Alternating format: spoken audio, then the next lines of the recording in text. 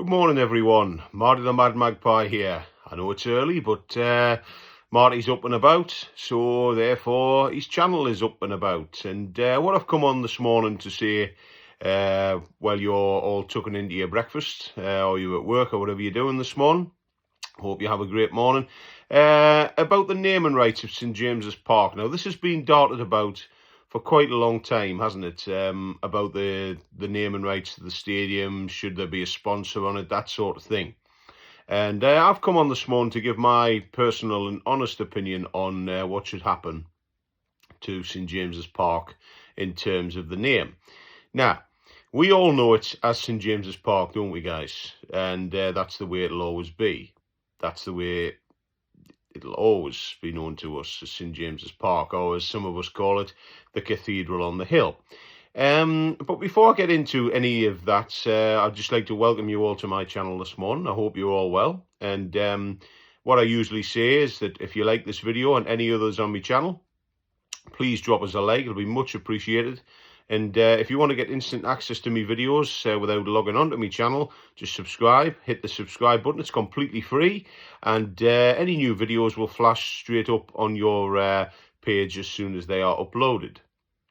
Okay, and if you want to leave a comment on this video and any others on my channel, please do. Anything you want to say to Marty the Mad Magpie, and I will get back to you as soon as I can. Okay, so St James's Park, as we all know it, it's been there for a hell of a long time now. I can't give you the exact dates when it was built because I don't know. But Newcastle United have had it as their home since 1892. Before that, I don't know whether it would belong to East End or West End. You know, it was one of them anyway. I believe it was West End, but I'm sure somebody will put me right in due course. But Newcastle United have been there since 1892 as United, and it's, you know, the stadium has seen a few ups and downs over the years.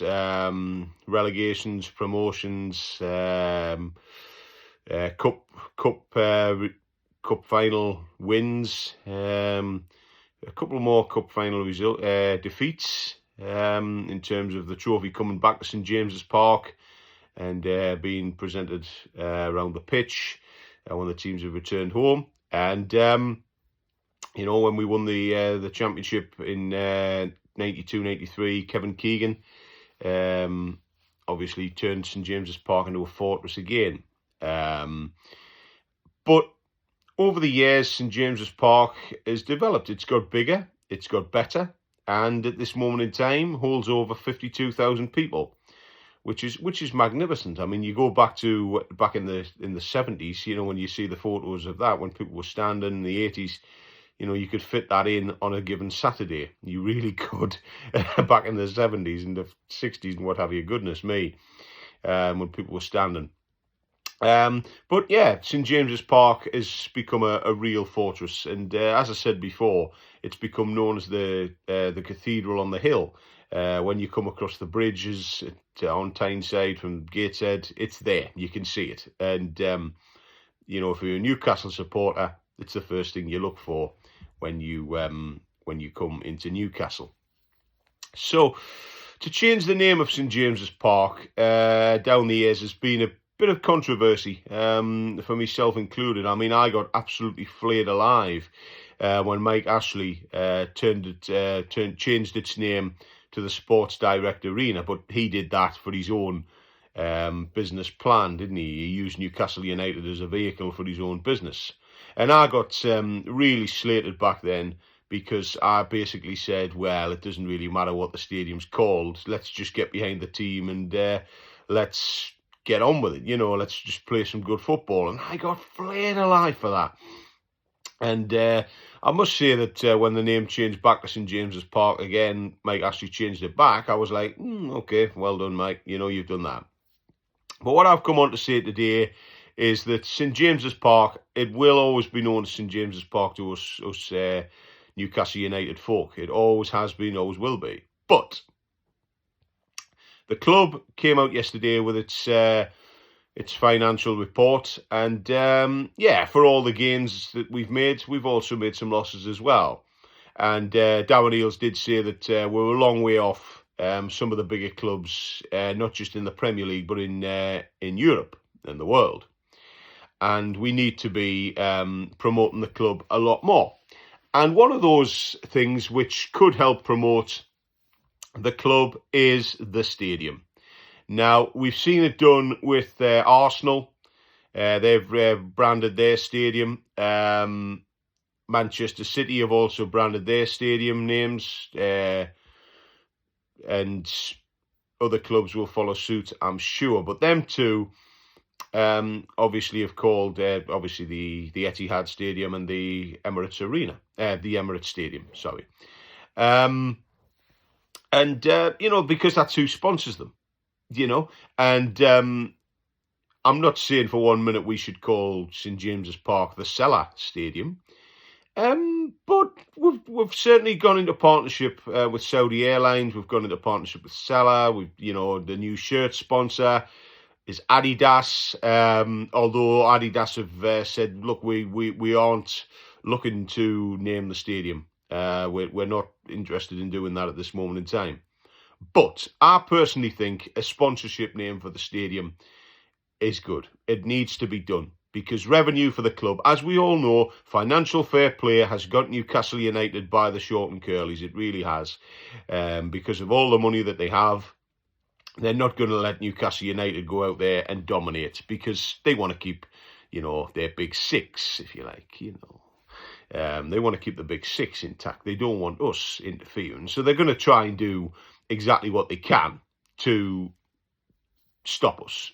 But we will get there eventually. But in terms of creating revenue for the football club, it needs to be, although we're Saudi back, we need to be more self-sufficient, don't we? We need to generate money like any football club does. And, I think St James's Park, as I said, it'll always be known as St James's Park, but I don't see the problem in turning it into another name, like the Saudi Airlines Arena, or the Saudi Airlines Stadium, or the Cellar Stadium, or the Cellar at St James's Park Stadium, or something like that, or the Adidas Stadium, or whatever. I don't have a problem with that. I personally think it's a good idea because it will generate. I mean, Darren Neal said yesterday about retail. For the first time in 5 years, Newcastle United are actually going to have retail on the doorstep again. They've got a club shop there at the minute, it's the Castor shop, isn't it? It's not Newcastle United, which is going to change. But there you go. We're changing the kit sponsor because of the.